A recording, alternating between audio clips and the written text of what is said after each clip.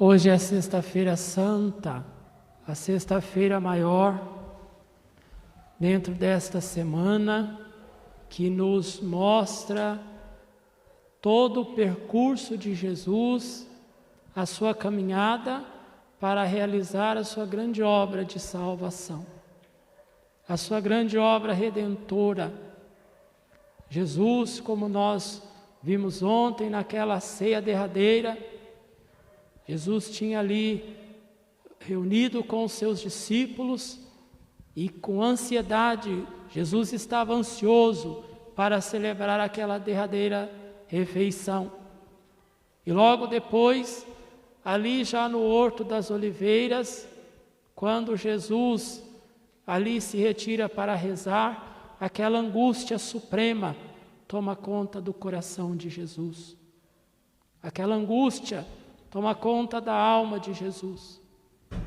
E Jesus ali com os discípulos, e ali não estava porque já tinha se retirado aquele que era o traidor de Jesus.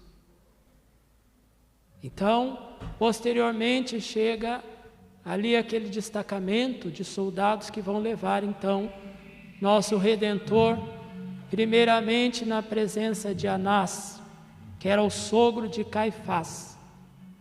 Caifás era o sacerdote supremo naquele ano, era o sumo sacerdote em função naquele ano.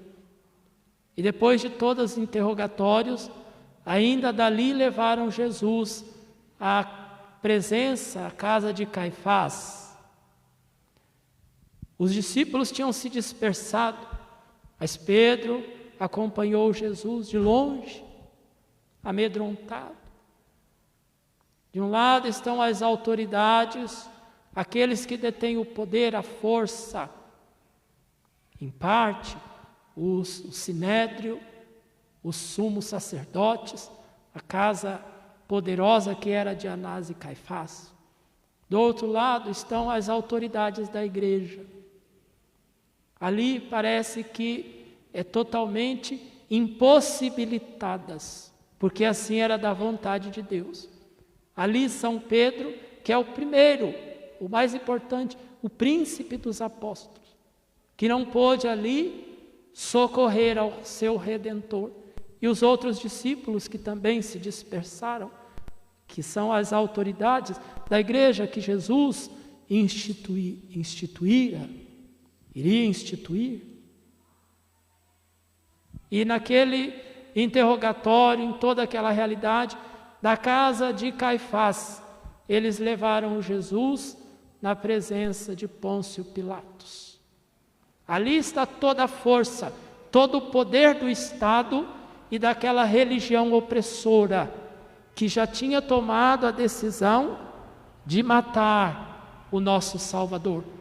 Eles já tinham tomado a firme decisão de impedir a obra de Jesus, o reino de Jesus. Mas o que eles não sabiam é que Jesus é nosso Deus amado e que os planos de Deus, seus projetos, eles jamais se frustram. Que aquilo que é a missão de Jesus, que é Deus, ela se cumpriria a missão de Jesus, com ou sem a vontade humana, o desejo humano, a aceitação humana.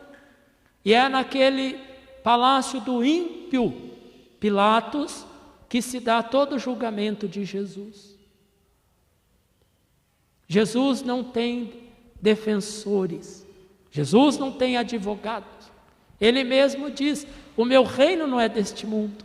Quando Pilatos interroga Jesus para saber se ele é rei, Jesus diz: o meu reino não é deste mundo.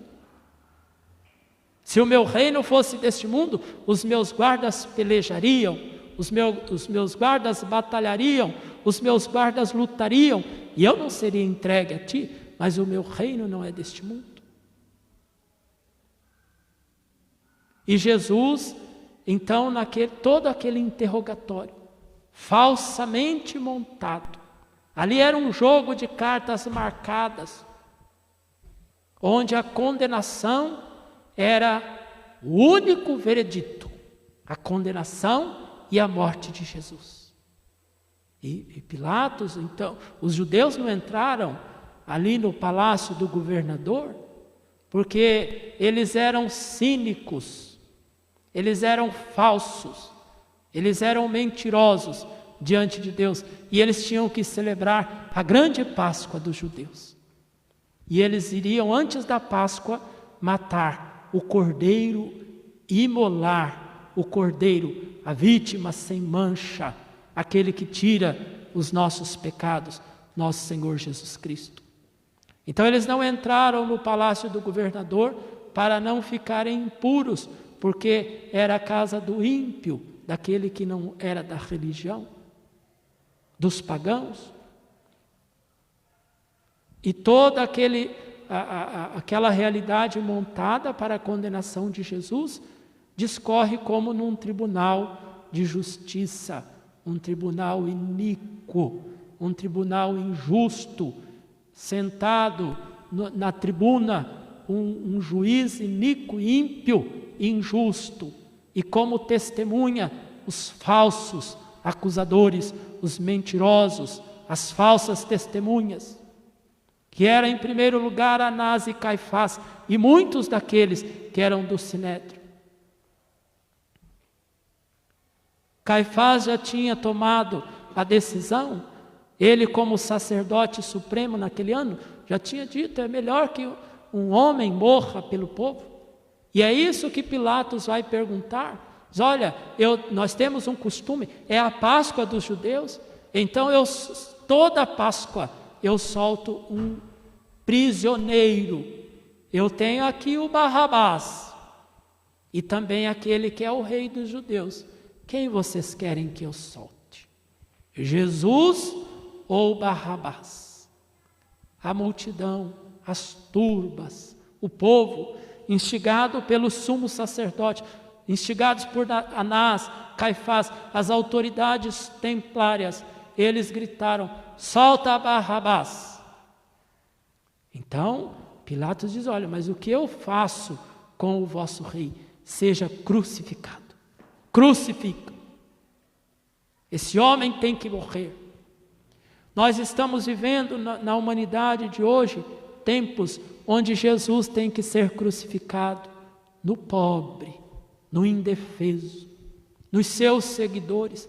Mundo afora, os cristãos são dizimados por causa de Jesus.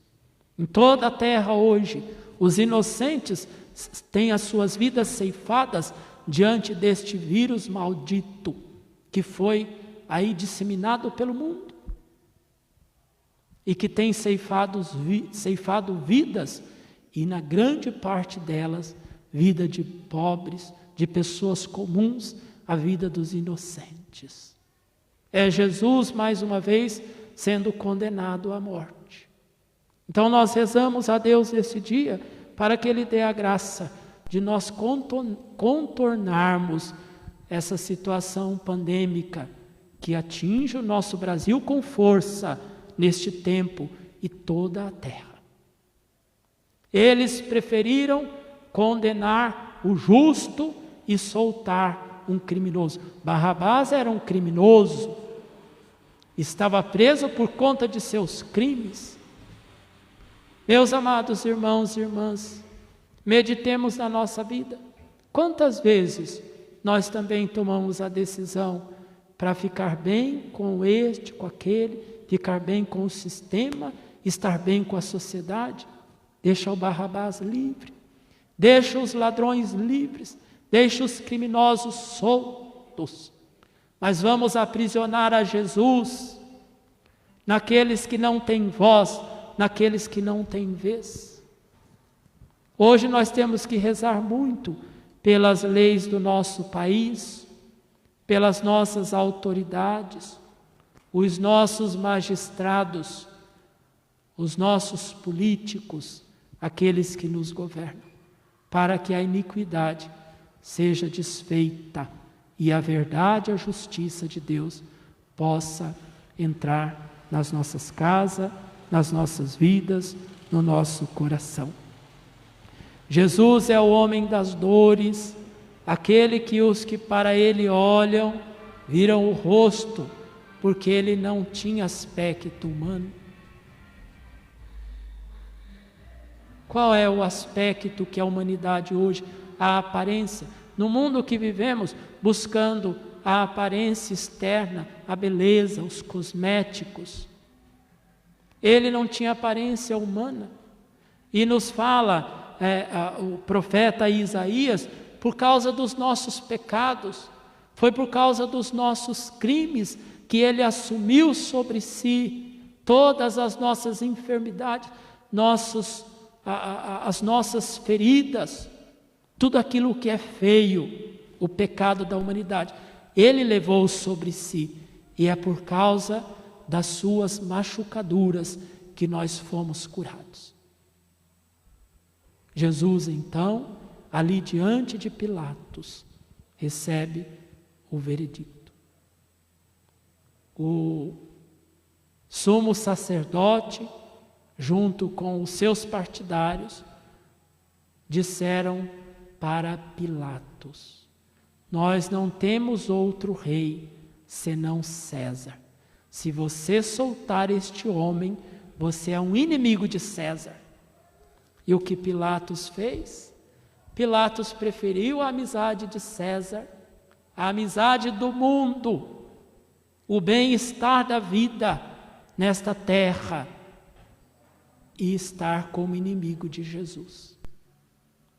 Nos posicionemos nesse tempo de hoje, do lado de quem nós temos ficado? Do lado de César ou do lado do Rei Jesus?